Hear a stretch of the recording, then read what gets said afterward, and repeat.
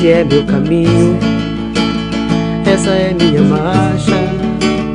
Se você acredita, vem comigo lutar.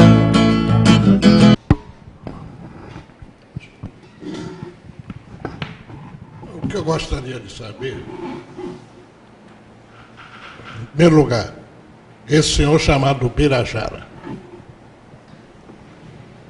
que providências, além de submetê-lo ao Conselho da OAB, pretende a OAB adotar em relação a ele?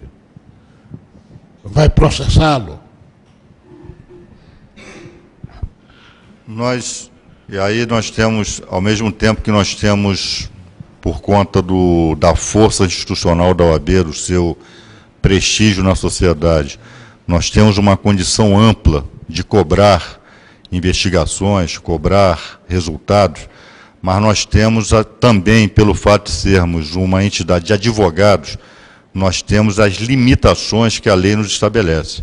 Nós temos que, ao contrário do que eles fizeram naquela época, em que não havia amplo direito de defesa, né, em que os perseguidos não eram, uma boa parte não era julgada de acordo com os preceitos do Estado Democrático de Direitos, muitos foram torturados e exterminados, nós asseguramos o amplo direito de defesa, inclusive a essas pessoas acusadas, né, de terem praticado esses crimes horrendos.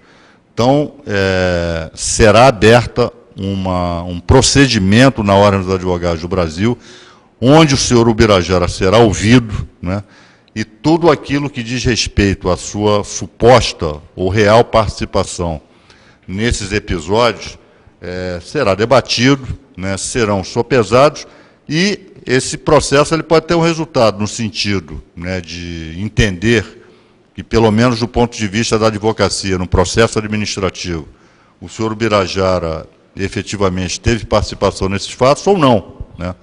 Agora, eu aqui não tenho condições de dizer, né, que ele será processado. Nós primeiro precisamos, né, fazer o contrário daquilo que eles fizeram, né?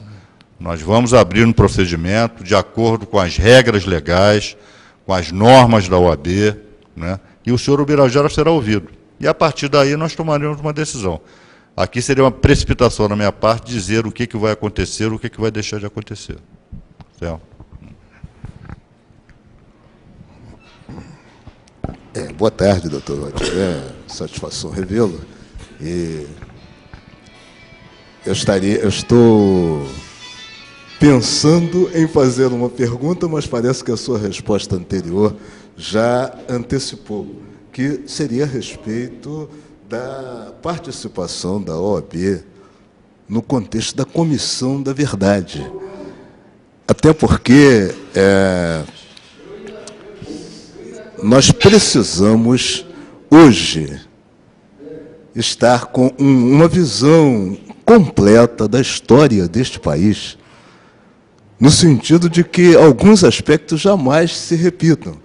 E, particularmente, inclusive, lá no Conselho Municipal de Defesa dos Direitos do Negro do Rio de Janeiro, nós estamos nos empenhando até em fazer um levantamento dos negros que tombaram na luta pela democracia, e que serão somados àqueles que tombaram em épocas anteriores, como na ocasião dos Voluntários da Pátria, da Guerra do Paraguai, essa coisa toda. Nesta luta mais recente, nós estamos empenhados nisso, porque é um segmento da população que precisa ser visto dentro do aspecto assim, da contribuição positiva que deu para a construção desse país. Não, exato. A OAB ela está firmemente empenhada, né, nessa empreitada, né, da busca, da revelação das memórias, da busca da verdade. Nós, ano passado, a OAB do Rio de Janeiro inaugurou, lançou a campanha pela memória e pela verdade, né, de buscar o paradeiro, né, desses cidadãos brasileiros que um dia saíram de casa, saíram do trabalho e nunca mais retornaram para suas casas, né? Então, isso é um dever de todo homem de bem aqui desse país, né? Diversos países, nossos vizinhos, inclusive, né, Argentina, Chile, Uruguai, enfim, enfrentaram isso de forma digna, né, de forma corajosa, né, e nenhuma ruptura institucional aconteceu, né. Pelo contrário, essas democracias estão se aperfeiçoando por conta exatamente, né, de terem enfrentado essa página infeliz, né, da sua história, né, como diria o nosso querido Chico Buarque de Holanda, né, e estão à nossa frente, pelo menos nesse aspecto, né, das suas democracias. E, infelizmente, o Brasil, e eu sinceramente não consigo entender por que as novas gerações de militares, as novas gerações das Forças Armadas, obstruem, né, as investigações, quando deveriam fazer o contrário, para limpar o seu nome, limpar a sua imagem, né, limpar a imagem das Forças Armadas, que até hoje, né, tem essa mácula de terem, agentes seus terem participado de atos de extermínio, de tortura, né, a perseguidos políticos. E isso não é só uma questão do passado, isso é uma questão do presente, né? A tortura, o extermínio, continua em relação, principalmente, à população pobre aqui do nosso país, das nossas cidades, do nosso estado, né? Nós vemos a atuação da polícia, o que acontece nos presídios, né? São coisas iguais, né? E agora vem a nossa Corte Suprema e diz, né, e dá esse sinal: olha, os torturadores estão anistiados. Isso é uma carta branca para que os atuais torturadores, né, os atuais exterminadores, continuem, né, nessa sua prática. Então, a democracia brasileira, ela jamais,